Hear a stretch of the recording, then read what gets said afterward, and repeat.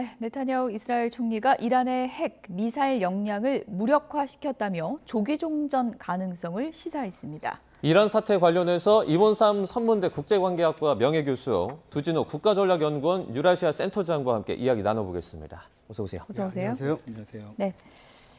이제 중동 전쟁이 마무리 수순으로 가는 걸까요? 관련 영상부터 보겠습니다.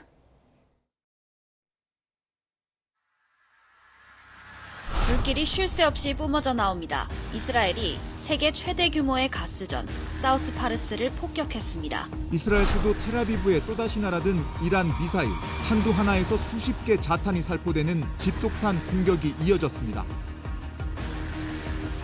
트럼프 미국 대통령은 이란 가스전에 대한 공격을 사전에 전혀 몰랐다고 밝혔습니다.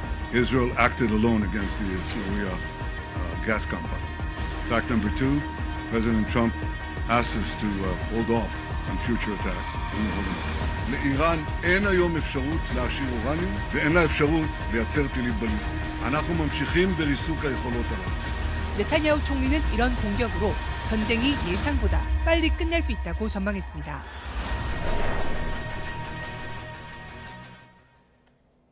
네. 과연 출구찾기에 시동이 걸린 걸까요? 네타냐후 이스라엘 총리가 개전 이후 두 번째 기자회견을 했는데 생각보다 빨리 끝날 수 있다고 했습니다. 이게 현실화될 가능성이 어느 정도라고 보세요? 상당히 많습니다. 왜냐하면 이스라엘과 미국은 이미 얻을 거 다 얻었습니다. 예. 그리고 이란의 경우는 많이 약화가 돼서 특히 군사적인 면에 있어서는 저거 다시 회복하는데 아마 상당히 오랜 동안 기간을 필요로 할 것이고요. 지금 얻을 걸 다 얻었다라고 하는 것은 단순히 군사적인 승리뿐만 아니라 그저께부터가 일어났던 그 가스전에 대한 그 공격으로 인해서 이란과 그 카타르 가스전이 지금 피해를 굉장히 심하게 받았거든요. 근데 예. 그 카타르 가스전 같은 경우 복구하는데 한 3년에서 5년 걸린답니다. 그렇군요. 그렇다면 거기서 수입을 하던 나라들은 다른 데서 대체해서 구해야 되거든요. 근데 이게 카타르 가스전에서 공급하는 게 전 세계 가스의 약 20%입니다. 특히 우리나라도 굉장히 많거든요. 그런데 이걸 당장 어디 가서 구해야 하는데 그걸 구할 때가 지금 현실적으로 미국밖에 없습니다. 그러니까 미국 가스가 조금 비쌌거든요. 그럼에도 불구하고 안정적으로 얻으려면 여기밖에 없다 보니까 지금 이 가스전 공격으로 인해서 즉 중동의 그 불안을 그걸 이용을 해서 미국은 확실하게 에너지 패권을 이번에 이제 잡게 됐거든요. 그러다 보니까 더 이상 할 필요 별로 없는 것 같고요. 단 승전의 이 이유를 즉 명분을 뭘로 찾느냐 이것만 좀 확보가 되면 아마 끝내지 않을까 싶습니다. 지금 이란의 지도자들이 여러 사망하면서 사실 종전도 어떤 협상을 해야 되는데 협상을 할 주체가 없다라는 분석도 나오고 있거든요. 이게 좀 조기 종전에 장애가 되진 않을까요?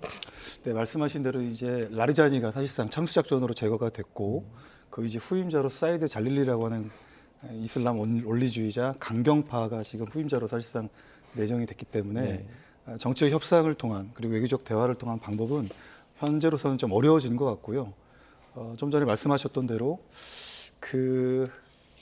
이란의 에너지 인프라까지 지금 공격하는 상황이 돼버리다 보니까 굉장히 이란으로서도 이제 국가 존립 사태에 대한 어떤 심각한 위기의식을 느끼고 그렇기 때문에 더더욱 결사항전 의지로 나가야 된다라고 하는 내부 좀 결속이 이루어지고 있으니 이란 입장에서는 현재로서는 또 그들이 주장하는 몇 가지 종전 조건도 있고 해서 어떤 대화를 통한 종전에 요구하지 않을 가능성이 더 커 보이는 것이죠. 물론 미국과 이스라엘은 어떤 승전 분위기를 좀 만들어서 적절한 시점이 되면 출구 전략을 원하겠지만 현재 이란 입장에서는 그럴 의향과 의도가 없어 보입니다. 예. 어쨌든 이번 전쟁 끝 이거 선언하려면 트럼프 대통령하고 네타냐후 총리가 동의를 같이 해야 되는데 이번에 조금 전에 언급해 주신 그 가스전 공격이요. 트럼프 트럼프 미국 대통령은 나는 그거 반대했다라고 하고 있지 않습니까? 그럼 둘이 생각이 달랐던 거예요? 다른 것 같지는 않습니다. 그러니까 AP통신의 보도인데요. 예. 알았는데 참여는 안 했다라고 했거든요. 그 이게 무슨 소리냐면 알았는데 막지는 않았다는 뜻입니다. 암묵적 승인입니까? 그냥 예. 내버려뒀다는 뜻이죠. 예. 그러니까 공격을 하게 되면 자신들한테 들어올 이익이 눈에 보이거든요. 그러니까 지금 이 공격으로 인해서 미국은 에너지 패권을 확실하게 틀어잡았는데 예. 그게 이제 세 가지 면입니다. 그러니까 중동을 제치고 안정적인 공급처가 됐다라고 하는 거거든요. 그러니까 중동은 지금 계속 이렇게 불안하게 되면 아무리 싸도 여기서 장기 계약을 하지 않습니다. 우리도 지금 카타르와 장기 계약이 20년씩 돼 있는데 예. 그 카타르가 지금 불가항력을 선언했어요. 최대 5년까지 그럴 수 있다는 거죠. 예, 그러니까 이게 지금 수리 기간이 3년에서 5년이거든요. 그러니까 대개 한 17% 정도 파괴가 됐다라고 하는데, 그러니까 뭐 일부는 수출을 하겠지만 이제 완전히 복구하는 데는 시간이 좀 걸리는 모양입니다. 그렇다면 아무래도 우리나라도 여기서 수입하는 게 이제 적어질 것이고 예. 그 적어진 만큼 다른 데서 사와야 되는데 대개 그 LNG는 수출하는 데가 크게 세 군데거든요. 이쪽 중동하고 특히 중동 안에서도 이 카타르하고 그다음에 호주, 그다음에 일본입니다. 그러니까 현실적으로 빠르게 할 수 있는 이런 일본에서 해야 되고 그다음에 이 미국은 이걸 통해서 유럽과 아시아를 이렇게 아우르는 이런 이 에너지 지배력을 확실하게 가졌거든요. 예. 이건 동맹국뿐만 아니라 그 적대국도 모두 통제하는 게 가능합니다. 그러니까 유럽도 지금 우크라 전쟁 때문에 러시아로부터 가스를 못 받아서 이 카타르에서 굉장히 많이 사기 시작을 했었거든요. 근데 이제 유럽도 여기가 끊어지게 되면 미국 거 이번에 확보를 못하면 유럽은 겨울나기 힘들어집니다. 그러다 보니까 당연히 미국 쪽으로 접근을 해야 되고요. 뭐 아시아 쪽은 뭐 말할 필요도 없고, 그다음에 이 적국들도 역시 마찬가지다. 미국 입장에서의 적국이 예. 뭐 러시아와 중국 이런 데인데 중국도 지금 여기에 대비해서 그러다 보니까 이 러시아와 지금 이 호르무즈를 안 고치고 내륙 쪽으로 빼는 것을 지금 러시아하고 지금 얘기를 하고 있거든요. 이미 2017년에 개통되는 게 하나 있고, 그다음에 이제 시베리아 것은 이제 장기 프로젝트긴 한데 그걸 좀 더 속도 내기 시작을 한다. 뭐 이런 식의 것들 하다 보니까 뭐 미국으로서는 하여튼 이런 걸 갖고 자신들의 정치력을 최대로 영향을 미칠 수 있는 것들이 있고요. 그다음에 에너지 가격의 결정권이 그동안 중동에서 주로 했거든요. 이걸 이제 미국이 가져가게 됩니다.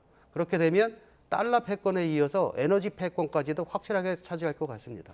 지금 네타냐후 총리 같은 경우에는 트럼프 대통령 말을 따라서 이제 앞으로 뭐 가스전 공격하지 않겠다 이렇게 말은 했는데 덧붙인 말이 지상군의 어떤 추가 투입이 필요하다 이런 말을 하고 있어요. 이게 확실히 조기 종전을 원하는 게 맞나요? 일단 미국과 이스라엘의 상황 인식에 있어서 예. 이견이 좀 있어 보입니다. 물론 다 진실인지 사실인지 알 수는 없죠. 왜냐하면 말씀하신 대로 네타냐후 총리는 지상전이 필요하다라는 입장이고 또 반면에 도널드 트럼프 미국 대통령은 기자들의 질문에 대해서 지상전 필요 없다 또 이렇게 네. 얘기를 했는데요. 사실은 이스라엘이 지상전이 필요하다라고 네타냐후 총리가 아마 이렇게 강조를 한 부분은 현재와 같은 해군 공군력만으로 전쟁 목표를 달성하는데 일부 한계가 있기 때문에 일부 지상군이 들어가서 이란의 핵 WMD 그러니까 농축 우라늄을 확보한다든지 그리고 그 농축 우라늄을 개발시키는 과학자들, 기술자들의 능력과 지식을 동결하는 이런 작업들이 있을 때라야지만이 확실히 이란으로부터 오는 근본적인 위협을 제거할 수 있는 겁니다. 그래서 네타냐후 총리가 지상전을 언급했다는 것은 사실 조기 승리 선언과 배척되는 부분이 있고요. 그 얘기는 이 전쟁이 갖고 있는 속성, 불확실성입니다. 아무리 지금 주도권을 잡고 있다 하더라도 또 이란에 숨겨진 무기들이 어떠한 상태인지를 알 수 없기 때문에 이참에 공중 그리고 해상 우위를 주도권을 장악한 이 상황에서 지상군까지 투입시키고 그것은 이스라엘 지상군뿐만 아니고 사실상 연합작전을 하고 있는 미국의 지상군 그러니까 뭐 지상군 아무 지상군이나 들어갈 수 없고요. 좀 전에 말씀드렸던 핵 WMD 제거 작전을 할 수 있는 그런 임무에 특화된 미국의 합동특수정사령부의 델타 포스나 최소한 공수부대 정도, 뭐 82 공수사단과 같은 이런 특수부대들이 들어가서 그러한 이란의 핵 남아있는 능력들을 동결시켜야지만이 일정한 전쟁 목표를 달성할 수 있기 때문에 아마 그런 측면을 네타냐후 총리가 언급을 한 걸로 이렇게 보입니다. 네. 네. 트럼프 대통령도 네타냐후 총리도 우리가 이겼다. 둘 다 그렇게 얘기하고 있긴 한데 지금 속내는 어떻습니까? 둘이 좀 셈법이 다릅니까? 아니면 지금 생각이 완전히 같습니까? 좀 다르겠죠. 아무래도 예, 어떤 부분에서 다를까요? 이스라엘의 입장에서는 예.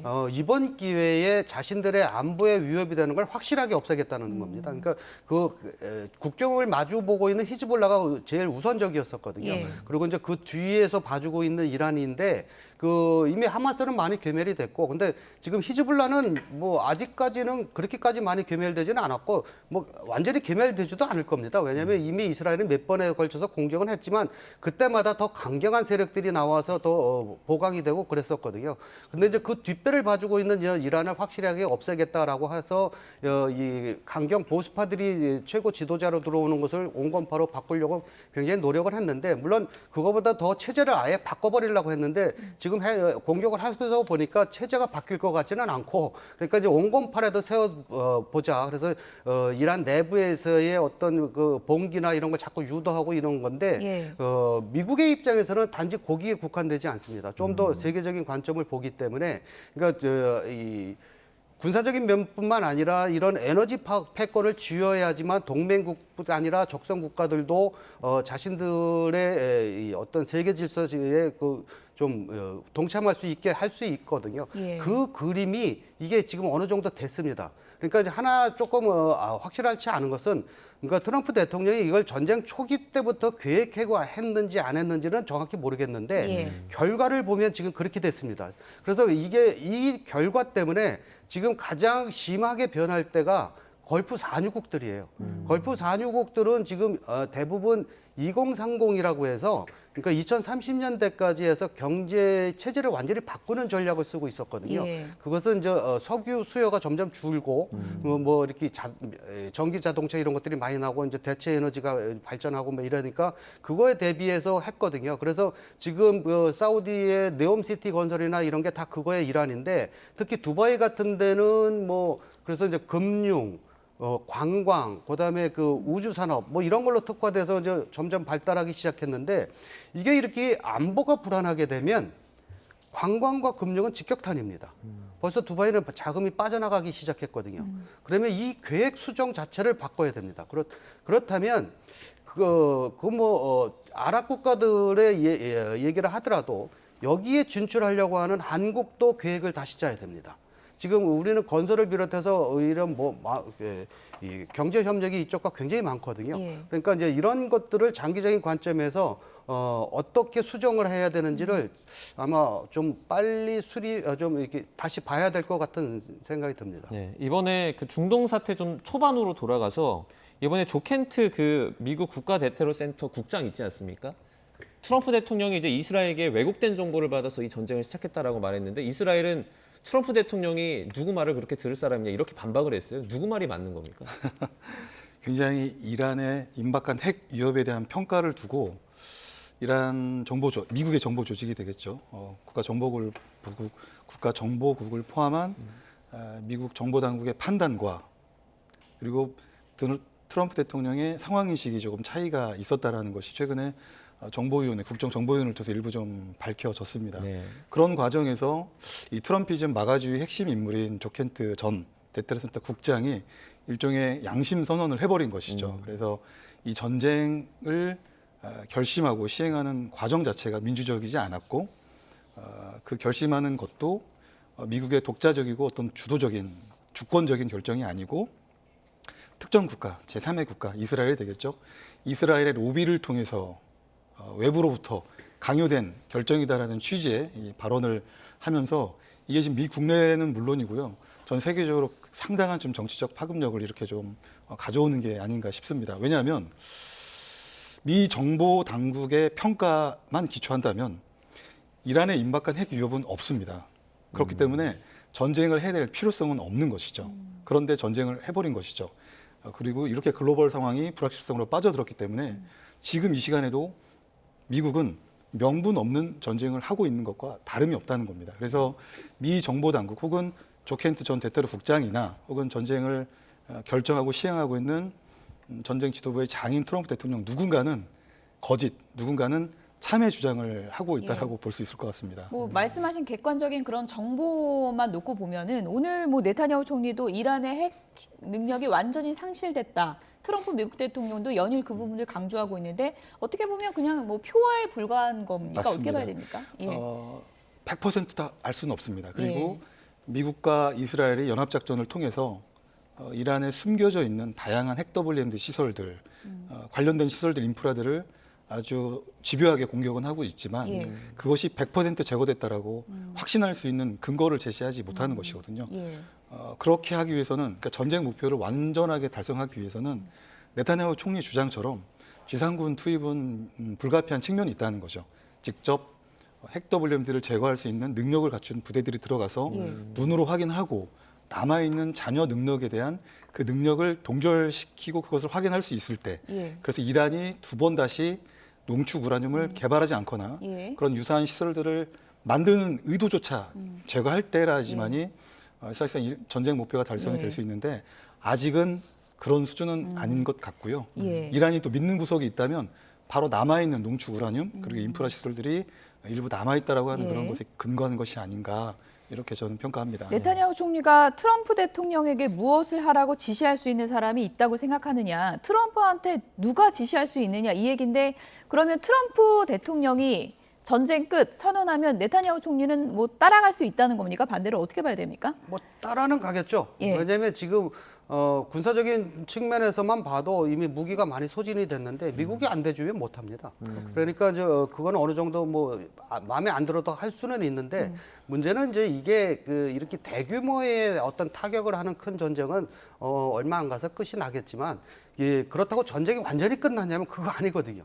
그냥 소규모 전투나 게릴라전은 향후 한 수십 년 또 이어질 겁니다. 그러니까 그때마다 누가 고통을 받느냐는 거죠. 뭐 거기 있는 민간인들은 말할 것도 없지만 그 주변의 아랍 국가 내지는 이제 유럽은 계속적으로 이 사회 불안이 이제 지속이 될 거거든요. 지금 유럽이 두려워하는 것도 예, 아랍 쪽도 마찬가지인데 이 이란 체제가 완전히 무너지는 것은 원하지 않습니다. 그러니까 이 전쟁이 안 일어났으면 좋았지만 일어난 바에는 그냥 이란의 군부가 현저하게 약화가 돼서 당분간 군사적인 도발을 못하게끔 하는 거 거기까지만 원합니다. 예. 그리고 체제가 전복이 되면 권력의 공백이 생기기 때문에 그러면 또 잘못하면 이게 내전으로 흘러가거든요. 이란은 지금 그 내부가 굉장히 분열이 돼 있어서 그럴 가능성이 굉장히 농후합니다. 예. 그렇게 되면 대량의 난민 사태가 일어나거든요. 그러니까 가장 최근의 것만 봐도 시리아가 내전 사태가 일어났을 때 대규모 난민 사태가 일어나갖고 다 유럽으로 넘어가는 바람에 유럽이 굉장히 고통을 받았거든요. 이란 똑같이 그렇게 될 겁니다. 근데 그 규모가 훨씬 큽니다. 이 시리아는 인구가 기껏해야 한 2천만 좀 넘는데 여기 인구 9천만이에요. 9천만 명이 넘어가기 시작하면 그 주변의 아랍 국가들이나 유럽은 이 경제적으로나 사회적으로 감당하기 굉장히 힘들 거거든요. 그러다 보니까 어떻게 해서든지 이 체제가 어느 정도 좀 유지되고 그러면서 이란 내부에서 스스로 좀 해결되기를 바라는데 그 이란의 내부 상황은 누구도 예측하기가 좀 힘들어서 지금은 전시 상황이라 보수파들이 뭉쳐져 있지만 이 큰 전쟁이 끝나면 예. 바로 내부 이 불만이 폭발할 거거든요. 그렇게 되면 어떻게 흘러갈지는 아직 잘 모르겠습니다. 그 교수님이 보셨을 때 지금 상황에서 그러니까 네타냐후는 이 전쟁이 조기 종료되는 게 더 유리합니까? 아니면 그렇지 않다고 판단합니까? 네타냐후도 끝나는 게 좋을 겁니다. 왜냐하면 계속 해봐야 들어가는 대비 그러니까 경제적인 그런 투자 금액보다 얻는 게 그렇게 많지는 않을 겁니다. 이미 큰 군사 시설은 다 제거가 됐고 예. 남은 게 지금 그 히즈볼라 쪽인데 그 히즈볼라 2기에 없애기 위해서 지금 레바논의 수도까지 지금 민간인 지역까지 아파트까지 다 공격을 하고 있는데 그렇다고 해서 그 레바논의 모든 것을 다 히즈볼라를 골라낼 수 있냐면 그렇지 않거든요. 그러다 예. 보니까 아마 적당한 선에서 휴전하려고 할 겁니다. 그 부분은 뭐 여러 시각이 또 있는 것 같은데 이스라엘 내부에서 네타냐후 총리가 정치적 입지가 불안불안했는데 이번 전쟁 치르면서 탄탄해졌기 때문에 조금 더 가길 원할 거다 이런 시각도 있거든요. 안타깝게도 말씀하신 이 전쟁이 정치 하나의 수단으로 활용되는 측면도 있죠. 예. 전쟁이 아니었으면 또 하마스와의 또 일전이 아니었으면 네타냐후 총리가 사실상 자리를 보존하기 힘들었을 텐데 지금은 뭐 하마스 말씀하신 대로 괴멸 직전까지 군사적 성과를 달성했고 이제는 이스라엘의 근원적 그 존재 자체가 위협인 헤즈볼라를 포함한 헤즈볼라를 지원하는 이란까지 공격을 하고 있기 때문에 네타냐후 총리 입장으로서는 최소한 보수 진영으로부터 탄탄한 지지를 받고 있어서 정권 안보 차원에서도 굉장히 긍정적인 측면이 있겠습니다. 트럼프 미국 대통령이 연일 동맹국들도 좀 힘을 모아달라 이렇게 호소를 하고 있는 상황에서 일본 다카이치 총리가 트럼프 미국 대통령을 만났는데요. 어떤 표정이었을까요? 영상 보시죠.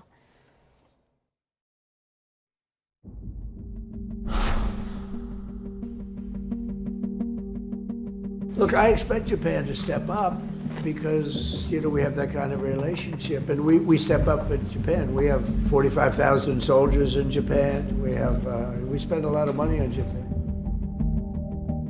Who knows better about surprise than Japan? Okay? Why didn't you tell me about Pearl Harbor? Okay? Why didn't you tell me about Pearl Harbor? Okay? そして我が国は周辺国に対する攻撃、ホルムズ海峡の実質的な閉鎖についてもこれは非難をし。 회담 직후 일본 기자들과 만난 다카이치 총리는 트럼프 대통령에게 일본 법률상 가능한 것과 불가능한 것을 설명했다고 말했습니다. 호르무즈 파병이 어렵다는 뜻을 전달한 것으로 보입니다.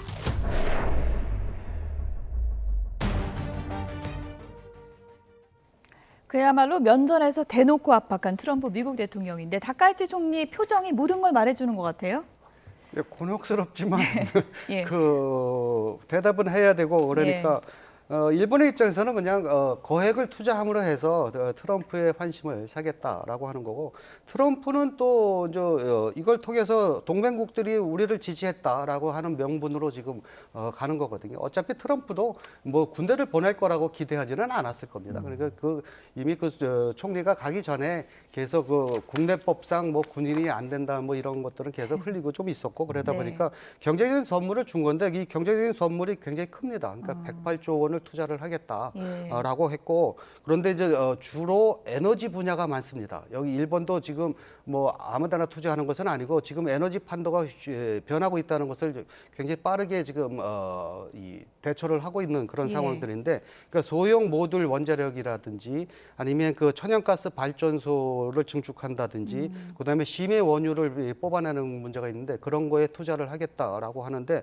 이거 다 에너지와 관계된 것들이거든요. 그러면 이제 트럼프는 경제 이런 투자를 해서 이제 이런 것들이 이제 동맹국으로서 이제 우리를 이제 밀어주고 있다 뭐 이런 식으로 이제 과시를 하게 되는데 이제 안보 분야는 뭐 조건부로 한 겁니다. 그러니까 법적으로는 안 되지만 뭐 이 가능한 부분에서 최대한 이렇게 노력을 해보겠다 뭐 이런 거거든요. 그러니까 나중에 뭐 소행 같은 걸 보내서 뭐 그런 거는 이제 종전 후에 하겠다 뭐 이런 걸 암시하는 것 같은데 그러다 보니까 이제 트럼프는 굉장히 극찬을 하는 거죠. 또 그러니까 일본이 이렇게 적극적으로 나토와는 다르다. 그러니까 나토를 계속 지금 비난하고 있거든요. 지금 일본이 가져간 답안지를 만족스러워하는 겁니까? 예, 그러니까 속으로는 모르겠는데 겉으로는 그렇습니다. 이게 굉장히 만족감을 표시하면서 적극적으로 이렇게 추켜 세우고 이러면서 사실은 이게 한국에 대한 압박입니다. 한국도 알아서 해라. 이 정도 투자하거나 뭘 안 하면 뭐 좀 그런 나토처럼 이렇게 될 수도 있다. 뭐 이런 건데 지금 나토가 곤란해진 것은 가스전을 공격하기 전까지만 해도 그냥 명분도 없는 전쟁, 이건 우리 전쟁 아니다라고 했는데 이 가스전 공격하고 나서부터 상황의 판도가 바뀐 겁니다. 당장 구해야 되는데 구할 데가 미국밖에 없으니 이걸 이제 미국과 어떤 식으로 또 접근을 해야 되는지 이제 그런 난제가 남아 있는 상황입니다. 일본은 직접적인 파병에 관해서는 말씀해 주신 것처럼 선을 좀 그은 모습인데 그러면 이 결과가 우리나라 입장에서는 조금 나중에 우리도 어쨌든 그런 제안을 받을 수 있잖아요. 좀 협상을 하기 수월해졌다라고 판단할 수 있나요? 일단 정부 입장에서 보면 한숨을 돌리는 그런 역량은 있을 것 같습니다. 파병 부분에서는. 네, 만약에 일본이 평화헌법의 제한사항이 있지만 또 여타 하위 법령들이 있잖아요. 평화 안전과 관련된 법제 정비법들, 자위대법이라든지 뭐 중요 역량사태 안전확보법과 같은 이런 법을 통해서 예외적인 상황 그리고 일본도 호르무즈 해협을 통해서 상당량의 절대적인 다수의 지금 에너지를 공급을 받고 있는 상황에서 이 생명선이 끊기면 일본의 국가 존립 위기 사태를 초래할 수 있으니 그런 명분을 들어서 트럼프 대통령이 주장하는 이제 호르무즈 해협에서의 다국적 연합 해상 작전에도 참여할 수 있다라고 하는 이런 여지들을 저는 어느 정도 열어놓았다고 생각하고요. 예. 다만 이것에 대해서 화끈하게 트럼프 대통령에게 답을 주지는 않았기 때문에 예. 우리 정부 입장에서 일단 한숨은 돌리지만 예. 이 교수님 지적하신 대로 일단 파병 대신에 많은 경제적인 투자를 통해서 어떤 환심을 사고 시간을 벌고 있는 과정은 여전히 트럼프 대통령 그리고 미국으로부터 일본은 그리고 앞으로 이 한국은 이 호르무즈 파병에 대한 압박을 예고하기 때문에 아직 이 게임은 끝나지 않은 것이고요. 계속적으로 무한적으로 동맹 국가들이 압박을 받을 수밖에 없는 그런 상황이 아닌가 싶습니다. 미일 정상 간 대화 나누는 장면을 계속 보여주시면 좀 좋을 것 같은데요. 트럼프 미국 대통령과 다카이치 일본 총리, 지금 뭐 미일 정상회담 후에 기자회견도 있었고요. 두 정상이 거리가 상당히 가깝게 앉아 있어요. 면전 압박의 강도가 상당히 좀 높았을 것 같은데 진주만 얘기를 갑자기 꺼내 들었어요. 트럼프 대통령이. 아마 일본 총리 입장에서는 굉장히 황당했을 겁니다. 예. 전 듣는 일반인들도 황당하던데 예. 그 진주만 공격은 적국이에요. 적국에다가 우리 공격한다고 얘기해 줘야 되겠습니까? 저 눈 커진 거 사진 보이십니까? 근데 지금 유럽이 반발하는 것은 우린 동맹인데 안 가르쳐 줬다는 거거든요. 예. 근데 그걸 저게 맞는 얘기인지 잘 모르겠습니다.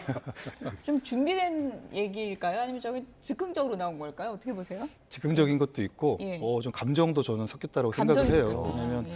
이 교수님 지적하신 대로 전 적국 상황이었잖아요. 예. 일본은 당시에 이제 독일, 이탈리아와 함께 삼각 동맹을 체결을 했고 진주만을 핀포인트로 일본이 공격함으로써 사실상 이제 미국이 대독 선전포고를 함으로써 2차 세계대전에 뛰어드는 그런 계기가 된 건데 중요한 건 진주만 때 미군의 수많은 희생이 있었습니다. 뭐 군함들 20여 척이 이렇게 파괴가 됐고 해상에서 병력들 3,000명 이상이 이렇게 사실상 수장이 됐기 때문에 미국으로서는 가슴 아픈 역사죠.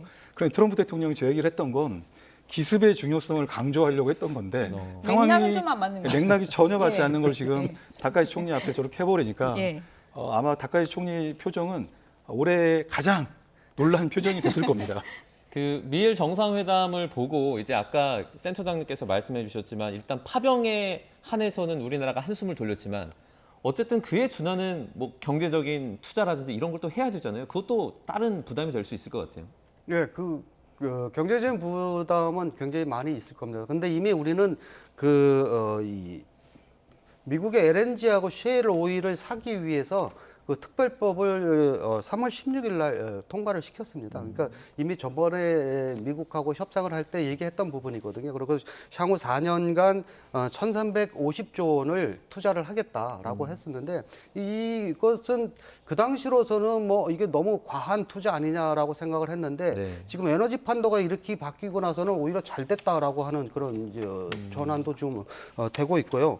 그다음에 지금 알래스카 LNG 그 프로젝트가 있습니다. 그러니까 거기 이제 투자 지분을 좀 더 넓혀 나가겠다라고 하는 건데 그래서 정부에서도 지금 보면 이 중동 쪽에서 들어오는 거 말고 이 태평양 북부 쪽으로서 들어오는 게 지금 우리한테 한 20% 정도인데 이걸 40%까지 올리겠다라고 하는데 사실은 이제 그동안 그 알래스카 투자나 뭐 이런 것들은 이게 중동산보다 사실 좀 비싸거든요. 그래서 이제 투자를 좀 더 경제적인 이유 때문에 투자를 했던 건데 지금의 이렇게 중동의 군사적인 상황이 불안하게 된다면 이 비싸도 그쪽에 투자를 할 가치가 지금 새롭게 생긴 거라 우리도 그러니까 이런 투자의 규모나 방향을 그래서 빨리 다시 정립을 해야 된다는 겁니다. 그러니까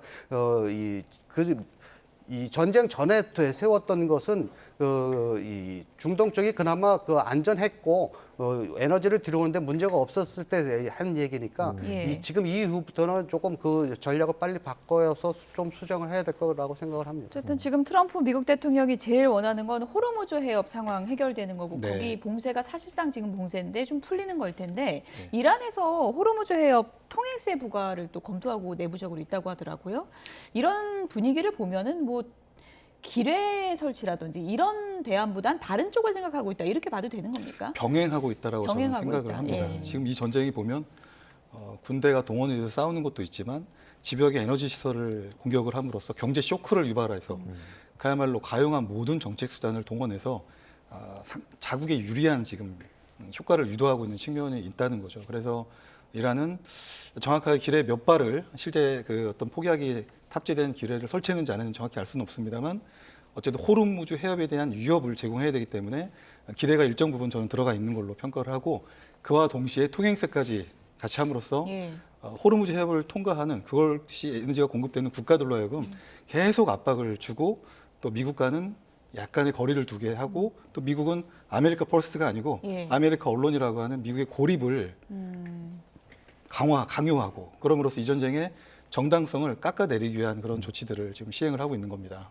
저희가 뉴스 초반에 또 전해드린 소식인데 뭐 영국, 프랑스, 일본 등 이렇게 7개 국가가 호르무즈 해협에서 안전한 어떤 그 항로를 확보하기 위해서 행동에 나설 수 있다 이렇게 밝히기도 했거든요. 구체적으로 어떻게 좀 할 수 있을까요? 근데 그게 그 안에 그걸 하려면 사실은 핵심은 군사적인 행동을 어떻게 하겠다가 있어야 되는데 그 부분이 없더라고요. 군함 얘기는 없더라고요. 그러니까 군사적으로 어떻게 하겠다는 게 없다 보니까 그냥 원론적인 얘기를 하고 그다음에 이제 이란을 좀 다 달래서 왜냐하면 이 전쟁이 끝나면 이란도 어차피 그 이란이 지금 미국이나 이스라엘에 대항을 수십 년간 했는데 이때마다 발목을 잡는 게 뭐였냐면 경제예요.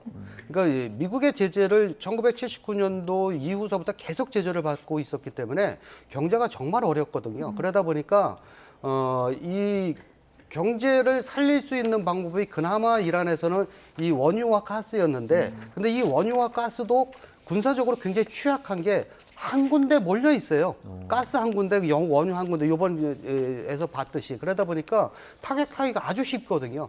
그러니까 이걸 이란이 언제까지 그걸 극복하고 전쟁을 한다도 불가능하거든요. 그러다 보니까 그 이란으로서도 지금 유럽의 각국의 나라들이 사실은 물밑에서 지금 이 협상을 하기 위한 작업들을 많이 하거든요. 이제 그거에 일환으로 이제 서서히 이제 아마 표면상에 띄우는 것 같습니다. 그래서 이제 좀 더 이란도 참여를 할 수 있게 마음에 안 드는 척하면서 아마 참여할 수밖에 없는 상황으로 가는 것 같습니다. 네, 알겠습니다. 오늘 중동 사태 관련해서 이원삼 선문대 국제관계학과 명예교수 그리고 두진호 국가전략연구원 유라시아 센터장과 함께 자세하게 이야기 나눠봤습니다. 고맙습니다. 고맙습니다.